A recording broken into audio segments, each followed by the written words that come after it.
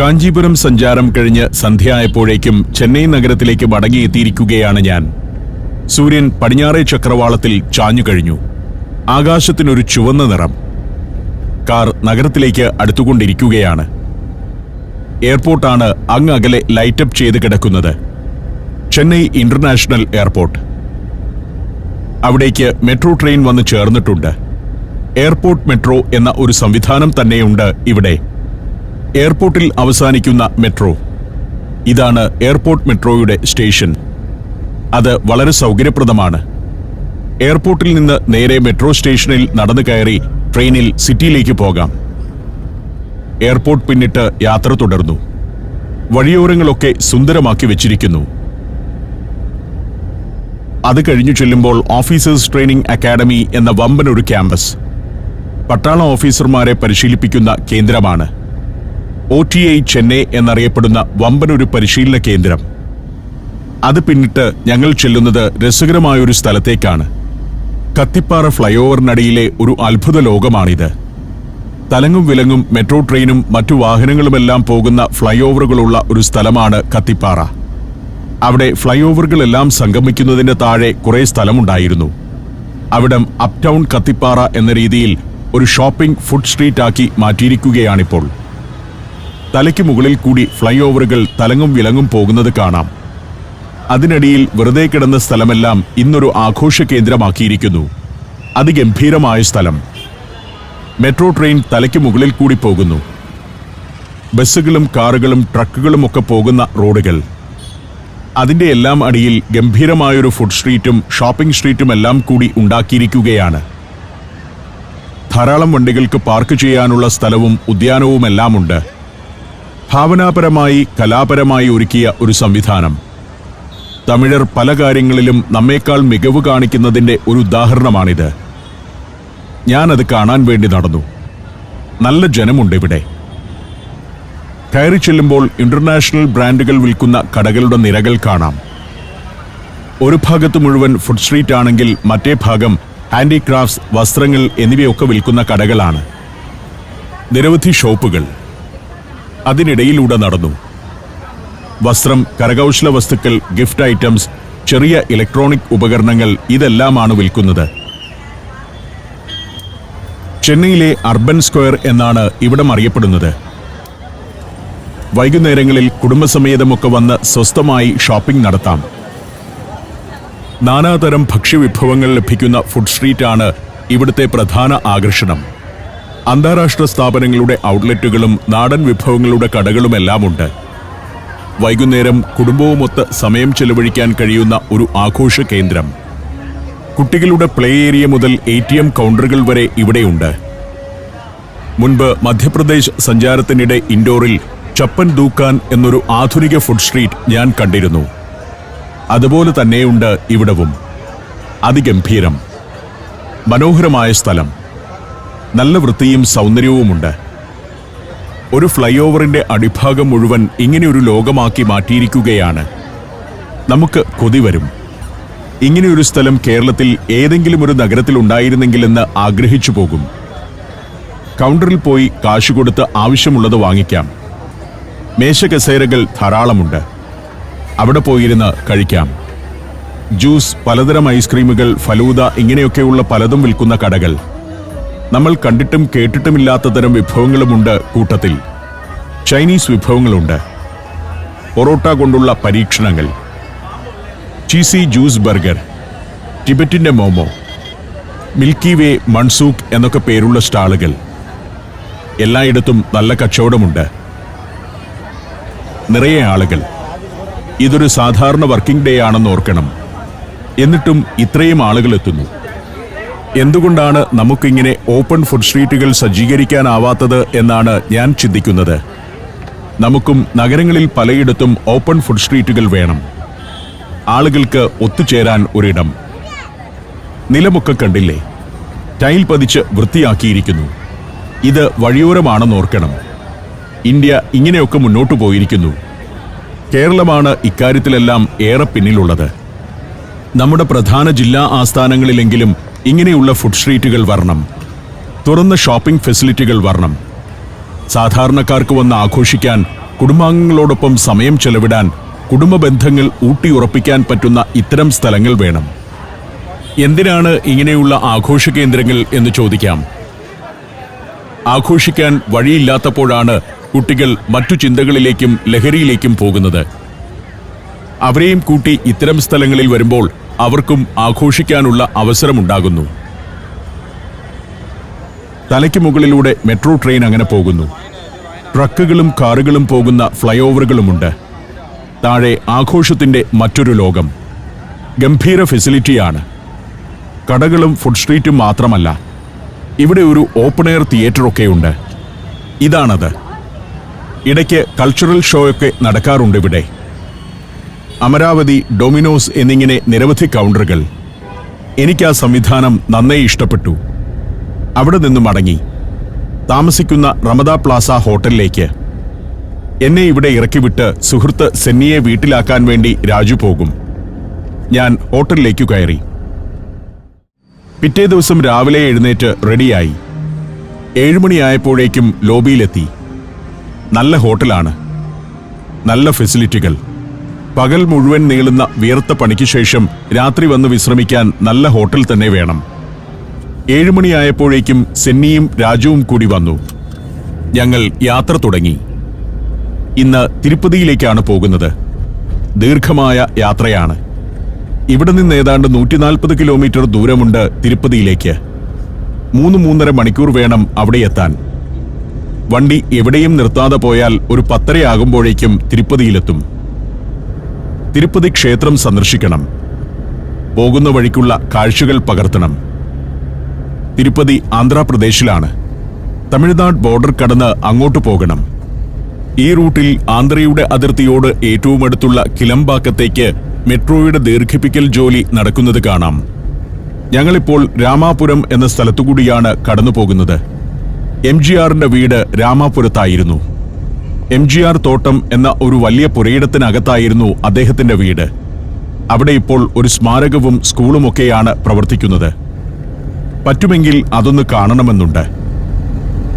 രാമാപുരം കഴിഞ്ഞ് ചെല്ലുന്നിടത്ത് നിരവധി IT പാർക്കുകളൊക്കെ കാണാം. പോരൂർ എന്ന സ്ഥലമാണിത്. ഇത് L&Tയുടെ IT പാർക്കാണ്. ചെന്നൈയിൽ പലയിടത്തായി പല പ്രൈവറ്റ് കമ്പനികൾ IT പാർക്കുകൾ തുടങ്ങിയിട്ടുണ്ട്. അവിടെ പ്രമുഖമായ നിരവധി കമ്പനികൾ പ്രവർത്തിക്കുന്നു.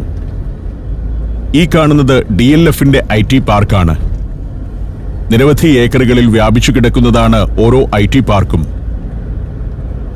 Software development, IT service, information ടെക്നോളജിയുമായി ബന്ധപ്പെട്ട മറ്റു മേഖലകൾ എന്നിവയുടെ പല കമ്പനികൾ ഒരു IT പാർക്കിൽ പ്രവർത്തിക്കുന്നുണ്ടാകും. ഇത് ASV എന്ന കമ്പനിയുടെ IT പാർക്കാണ്. HCL, കോഗ്നിസന്റ് തുടങ്ങിയ പ്രശസ്തമായ കമ്പനികൾ അതിലുണ്ട്. IT പാർക്കിനോട് ചേർന്ന് തന്നെ വഴിയരികിൽ മീൻ കച്ചവടം നടക്കുന്നത് കാണാം. ഇത് രണ്ടും ഒരുമിച്ച് കാണാവുന്ന നഗരമാണ് ചെന്നൈ. ഈ ഭാഗത്ത് 2 നിലയുള്ള മെട്രോ ലൈനുകളാണ് പണിതുകൊണ്ടിരിക്കുന്നത്. ഈ സംവിധാനം ഇന്ത്യയിൽ അധികമുണ്ടോ എന്ന് സംശയമാണ്. ഡബിൾ ഡക്കർ കോറിഡോർ എന്നറിയപ്പെടുന്ന ഈ സംവിധാനം ഇപ്പോൾ പരീക്ഷണാടിസ്ഥാനത്തിൽ 4 കിലോമീറ്റർ ഭാഗത്താണ് പണിയുന്നത്. പണി ഏതാണ്ട് 60% പൂർത്തിയായി കഴിഞ്ഞു. 2026 ഇതിന്റെ ഉദ്ഘാടനം നടക്കുമെന്നാണ് പ്രതീക്ഷിക്കുന്നത്. മുകളിലത്തെ നിലയിൽ കൂടിയും താഴത്തെ നിലയിൽ കൂടിയും മെട്രോ പോകും. അവിടം പിന്നിട്ട് ഞങ്ങൾ ഹൈവേയിലേക്കു കയറി.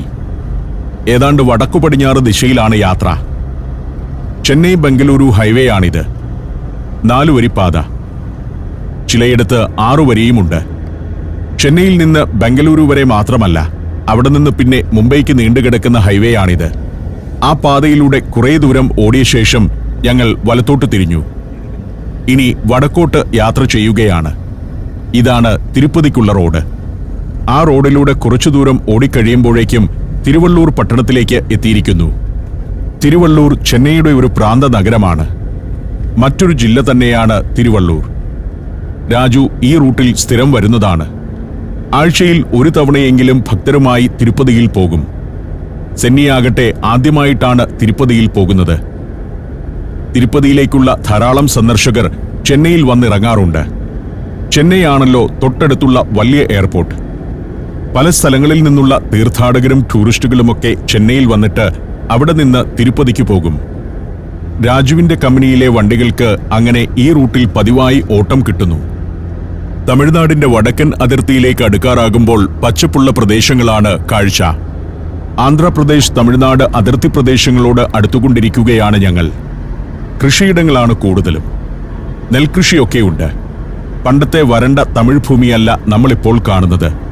ഫലഭൂയിഷ്ടമായ നല്ല പച്ചപ്പാർന്ന തമിഴ്നാടിന്റെ ഭൂമിയാണ്. തിരുത്തണ്ണി എന്ന ക്ഷേത്രം ആ മലയുടെ ചുവട്ടിലാണ്.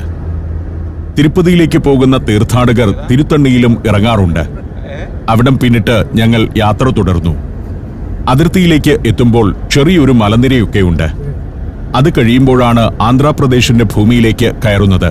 Azerbaijan, Indonesia, Tajikistan, Peru. സഞ്ചാരം വോളിയം നമ്പർ 14. ഫുൾ HD-യിലുള്ള ഈ അപൂർവ ദൃശ്യയാത്രാ വിവരണ ശേഖരം സ്വന്തമാക്കാൻ 99544422 എന്ന നമ്പറിലേക്ക് സഞ്ചാരം എന്ന് SMS ചെയ്യൂ. കുറെ ദൂരം കൂടി ഓടി നഗരി എന്ന ഒരു പട്ടണത്തിലേക്കെത്തി. നഗരിയാണ് ഈ റൂട്ടിൽ ആന്ധ്രാപ്രദേശിലെ ആദ്യത്തെ പട്ടണം. ഇവിടെ വെച്ച് ആന്ധ്രയിലേക്ക് കയറുകയാണ്. നഗരിക്കൊരു പ്രത്യേകതയുണ്ട്.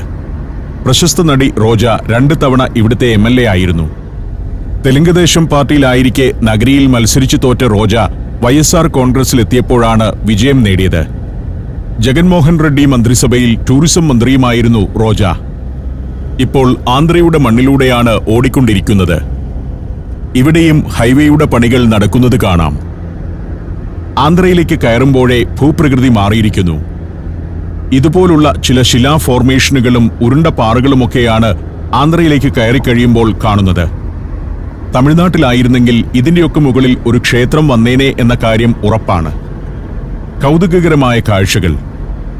ഈ പാറയ്ക്കൊരു പേരുണ്ടെന്ന് രാജു പറഞ്ഞു. മീറ്റിംഗ് പോയിന്റ് എന്നാണത്രേ അത്. 4 പാറകൾ ചേർന്നിരിക്കുന്നതാണ്. അവിടം കഴിയുന്നതോടുകൂടി മാവിൻ തോട്ടങ്ങളാണ്. വഴിയോരങ്ങളിൽ മുഴുവൻ 100 കണക്കിന് ഏക്കർ മാന്തോപ്പുകൾ. മാമ്പഴം വിളവെടുക്കുന്ന സീസണാണിത്. അതുകൊണ്ട് തന്നെ മാന്തോട്ടങ്ങൾ പിന്നിടുമ്പോൾ വഴിയരികിൽ മുഴുവൻ കാണുന്നത് പഴുത്ത മാങ്ങ വിൽക്കാൻ വെച്ചിരിക്കുന്ന നിരവധി കടകളാണ്. തിരിച്ചു വരുമ്പോൾ കുറച്ച് മാങ്ങ വാങ്ങിക്കണമെന്ന് തീരുമാനിച്ചു. ഇത് ഇവിടുത്തെ ഒരു മെഡിക്കൽ കോളേജാണ്. അതും പിന്നിടുന്നതോടെ പുത്തൂർ എന്നൊരു സ്ഥലത്തേക്കെത്തി. പുത്തൂരിലെ രാജപാളയം എന്ന ഗ്രാമത്തിന് ഒരു പ്രത്യേകതയുണ്ട്.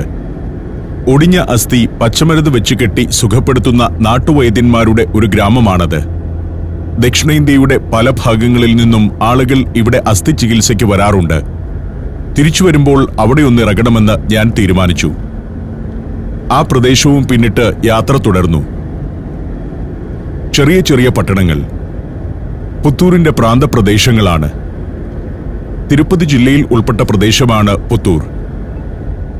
ഇപ്പോൾ അങ്ങകലെ ഒരു മലനിര കാണാം. അതിന്റെ മുകളിലാണ് ക്ഷേത്രം.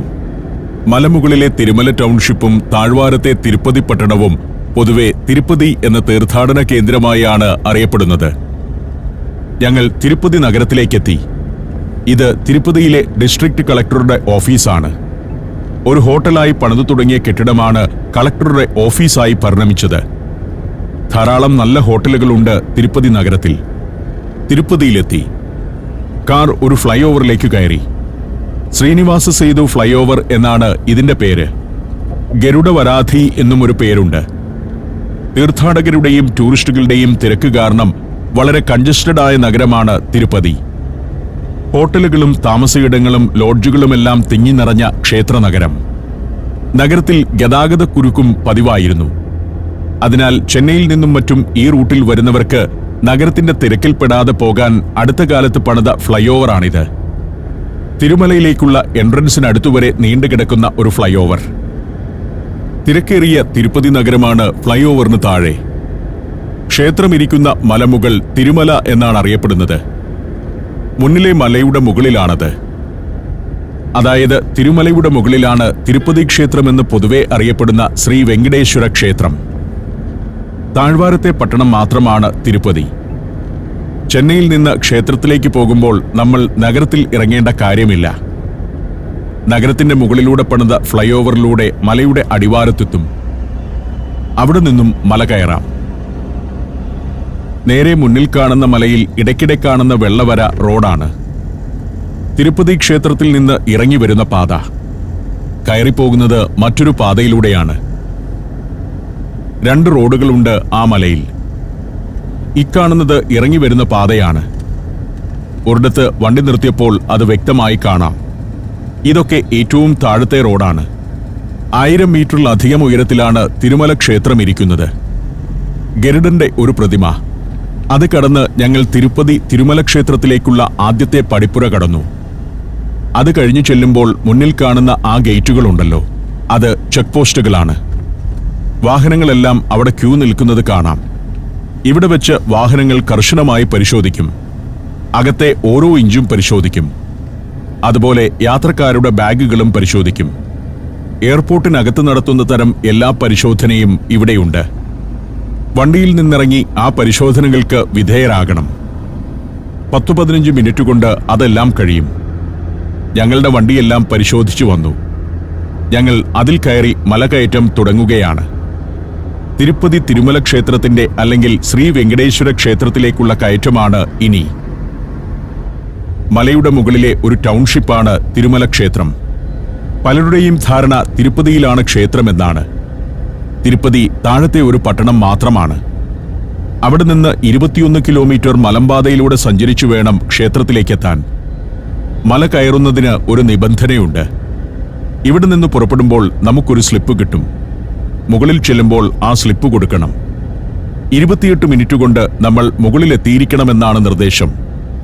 അതിൽ കൂടുകയോ കുറയുകയോ ചെയ്താൽ ഫൈനുണ്ട്. സമയനിഷ്ഠ പാലിക്കാനും വണ്ടികൾ അവിടെയും ഇവിടെയും നിർത്തിയിടാതിരിക്കാനും വേണ്ടിയുള്ള സിസ്റ്റമാണത്. തിരിച്ചിറങ്ങുമ്പോൾ 40 മിനിറ്റ് കൊണ്ട് താഴെ എത്തണം. അതാണ് നിയമം.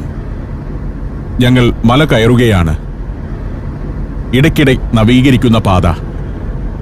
1944-ൽ ബ്രിട്ടീഷുകാരാണ് വാഹനങ്ങൾ പോകും വിധം റോഡ് വികസിപ്പിച്ചത്.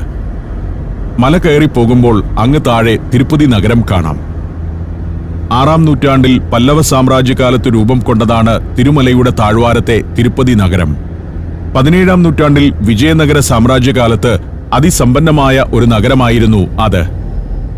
വലിയ ചരിത്രമുണ്ട് ഈ മലമുകളിലെ വെങ്കടേശ്വര ക്ഷേത്രത്തിന്. പുരാതന കാലം മുതൽക്കേ ദക്ഷിണേന്ത്യയിലെ പ്രമുഖമായ വൈഷ്ണവ ക്ഷേത്രമായിരുന്നു അത്.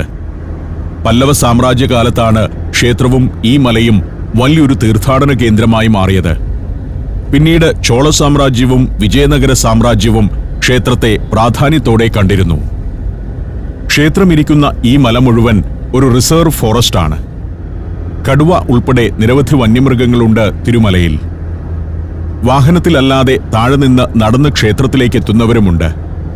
പക്ഷേ സന്ധ്യ കഴിഞ്ഞാൽ നടക്കാൻ അനുവദിക്കില്ല. മൃഗങ്ങളുടെ ആക്രമണമുണ്ടാകും എന്നതുകൊണ്ടാണത്. കാർ മല കയറിക്കൊണ്ടിരിക്കുകയാണ്. വാഗമണ്ണിലേക്ക് കയറുന്നത്രയും കയറ്റം കയറണം.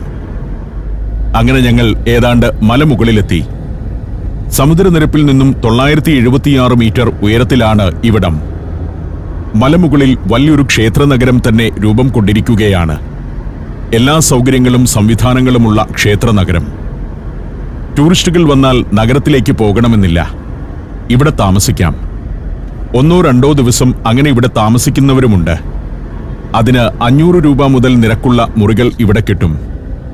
നേരത്തെ ബുക്ക് ചെയ്യണമെന്ന് മാത്രം. ഏറ്റവും കുറഞ്ഞ ചെലവിൽ താമസിക്കാവുന്ന മുറികളുള്ള കോട്ടേജുകളാണ് ഈ കാണുന്നത്. അതിൽ 500 രൂപയാണ് ഒരു മുറിയുടെ ദിനവാടക. 6 പേർക്ക് താമസിക്കാൻ സൗകര്യമുള്ള മുറികളാണ്. ഒരേ തരത്തിലുള്ള നിരവധി കെട്ടിടങ്ങൾ. ഇതിന്റെ പേര് വാക്കുലമാത നിലയം എന്നാണ്. അതിലൊക്കെ നിരക്കുകൂടിയ മുറികളാണുള്ളത്. ആദിത്യ ബിർളയുടെ ഒരു VIP ഗസ്റ്റ് ഹൗസ് ഉണ്ട് ഇവിടെ. റിലയൻസിന്റെ വമ്പൻ ഗസ്റ്റ് ഹൗസ് ഉണ്ട്. അവിടെയൊക്കെയാണ് പ്രധാനമന്ത്രിയും പ്രസിഡന്റുമൊക്കെ വന്നാൽ താമസിക്കുന്നത്. അത്തരം വമ്പൻ താമസയിടങ്ങൾ മുതൽ 500 രൂപയുടെ അക്കോമഡേഷൻ വരെ ഇവിടെയുണ്ട്. പക്ഷേ പലതും നേരത്തെ ബുക്ക് ചെയ്യണം. ഈ ഇടതുവശത്ത് കാണുന്നത് 700 രൂപയുടെ മുറികളുള്ള കെട്ടിടങ്ങളാണ്. ഈ കാണുന്ന കെട്ടിടം ഇവിടുത്തെ റിസർവേഷൻ സെന്ററാണ്. ക്ഷേത്രത്തിൽ പെട്ടെന്ന് ദർശനം നടത്താൻ മുൻകൂട്ടി ബുക്ക് ചെയ്യണം. 10,000 രൂപ നൽകി ഇവിടെ ബുക്ക് ചെയ്തു കഴിഞ്ഞാൽ VIP ദർശനം കിട്ടും. 1-2 മണിക്കൂർ കൊണ്ട് ദർശനം സാധ്യമാകും. ഇല്ലെങ്കിൽ ചിലപ്പോൾ മണിക്കൂറുകളോളം ക്യൂ നിൽക്കണം. വലിയ നടപ്പന്തലുകളിൽ ക്യൂ നിന്ന് മടുത്തുപോകും. പക്ഷേ സാധാരണക്കാർ അങ്ങനെ തന്നെയാണ് ദർശനം നേടുന്നത്. ഇത് 1000 രൂപയുടെ റൂം കിട്ടുന്ന ഗസ്റ്റ് ഹൗസ് ആണ്. ശ്രീകൃഷ്ണ സദൻ എന്നാണ് അതിന്റെ പേര്. അത് കഴിയുമ്പോഴേക്കും നാരായണഗിരി റെസ്റ്റ് ഹൗസ്. അവിടെ 1500 രൂപയ്ക്കും 2000 രൂപയ്ക്കുമുള്ള മുറികളുണ്ട്. ഇത് ക്യൂ നിൽക്കാനുള്ള പാലമാണ്. അത് കഴിഞ്ഞ് ശ്രീ വെങ്കടേശ്വര മ്യൂസിയത്തിനു മുന്നിലേക്കെത്തുന്നു. ഗംഭീരമായൊരു മ്യൂസിയമാണത്. പക്ഷേ റിനോവേഷൻ നടക്കുന്നതുകൊണ്ട് ഇന്ന് ആളുകളെ കയറ്റിവിടുന്നില്ല. SV മ്യൂസിയം എന്നറിയപ്പെടുന്ന ശ്രീ വെങ്കടേശ്വര മ്യൂസിയം, അതിനകത്ത് ക്ഷേത്രത്തിന്റെ ചരിത്രവും പാരമ്പര്യവുമൊക്കെ പ്രദർശിപ്പിക്കുന്ന ധാരാളം വസ്തുക്കളും ക്ഷേത്രത്തിന് ലഭിച്ച സമ്മാനങ്ങളുമൊക്കെയുണ്ട്. തീർത്ഥാടകർക്ക് വേണ്ടി ഗംഭീര സൗകര്യങ്ങൾ ഒരുക്കിയിരിക്കുന്ന നല്ലൊരു ടൗൺഷിപ്പാണ് ഇത്.